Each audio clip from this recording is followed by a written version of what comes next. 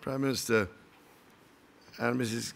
Key, Sir Don, Lady McKinnon, ladies and gentlemen, Tēnā koutou katoa, and many greetings to you all, if I may say so.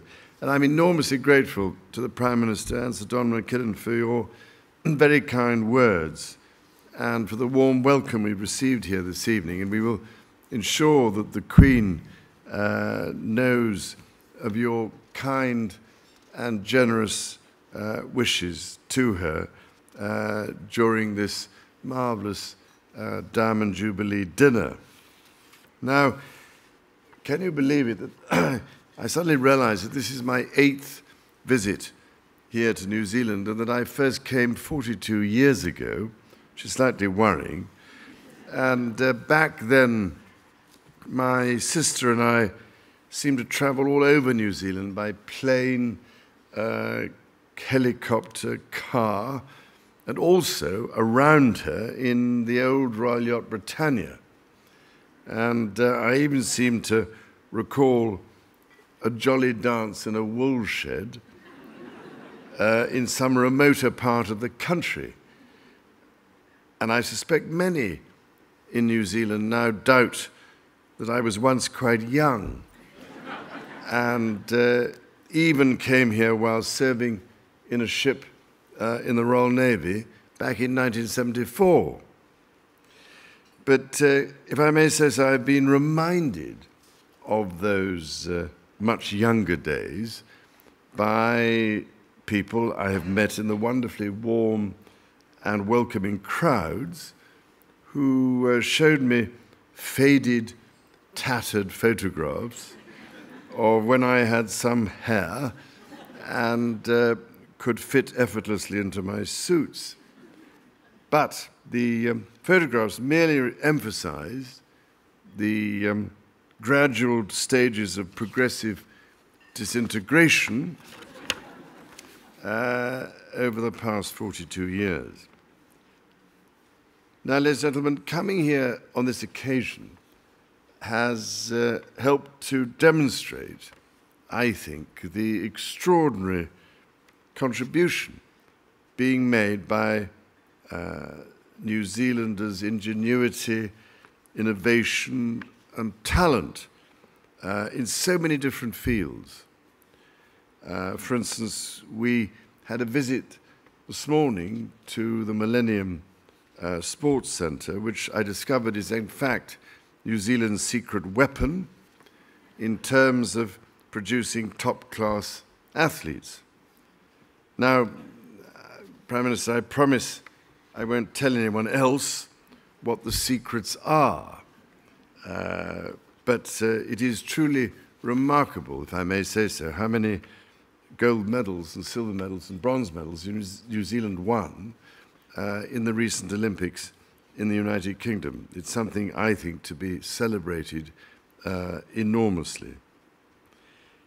And apart from things like astonishingly ingenious boats with wheels and water jet propulsion, which I saw this afternoon, you have also that enduringly sustainable product, wool, which I do my utmost to promote.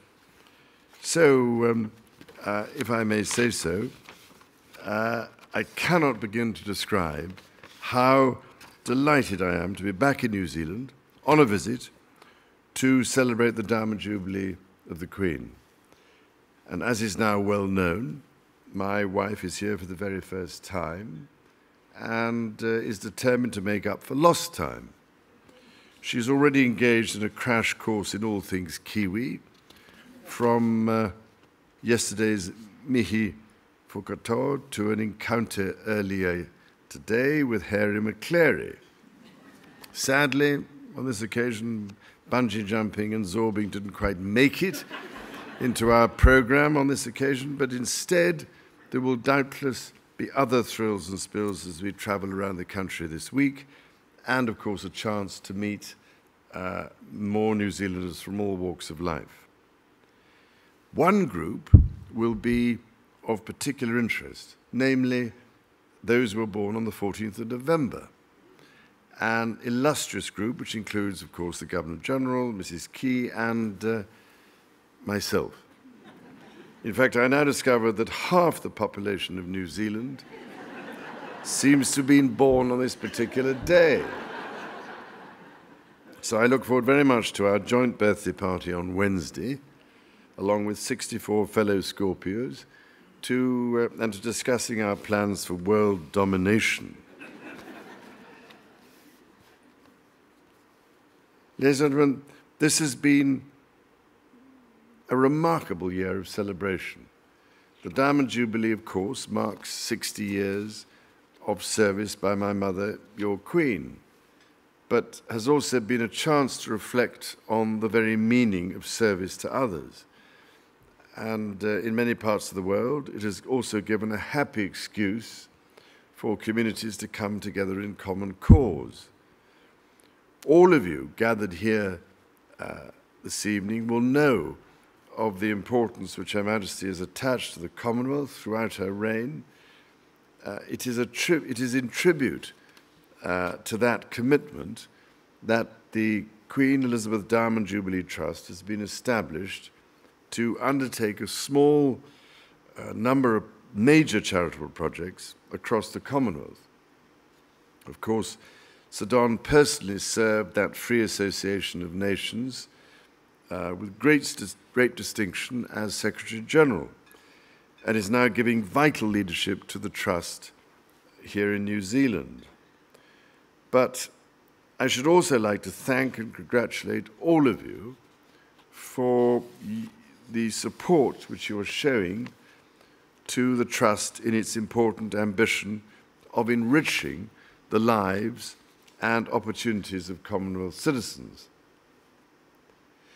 By the time my wife and I leave you later this week, we shall have seen much more of this vibrant and innovative New Zealand, both in town and country. We will take with us an impression of a country confident of its own identity and proud of its diverse origins, having strong traditions, but also confident about its future. And above all, we shall treasure this reminder of the special character of New Zealand's people: kind, compassionate, and humorous, and yet resilient, determined, and purposeful. That national character has been most sorely tested recently in Christchurch, but in no way found lacking. I'm so pleased that we shall be able to join Cantabrians on our last day and to salute their strength and dignity. Ladies and gentlemen, my wife and I are so happy that we could be with you here this evening to mark the Queen's Diamond Jubilee in such splendid style. If I may, I shall personally convey to Her Majesty the many generous sentiments expressed to me this evening. In return, I know that the Queen would want me to thank each and every one of you for all your many kindnesses and to renew to you and all the people of this great country her affectionate thoughts and warmest good wishes. Thank you, ladies and gentlemen.